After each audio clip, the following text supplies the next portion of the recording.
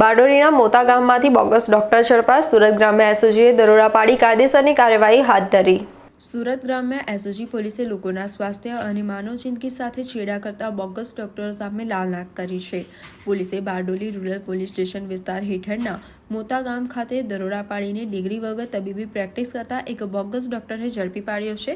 મળતી માહિતી મુજબ મોતા હલદુરુ રોડ પર આવેલી આરાધના અંબે વેલી રેસિડેન્સીની દુકાન નંબર 3માં લક્ષ્મી ક્લિનિક નામથી કોઈપણ માન્ય તબીબી ડિગ્રી વગર ગેરકાયદેસર રીતે દવાખાનું ચલાવવામાં આવી રહ્યું હતું. એસઓજી પોલીસે દરોડો પાડીને અહીંથી અનિન્દ્રા કાનુ બિસ્વાસ નામના ઈસમને ઝડપી લીધો હતો.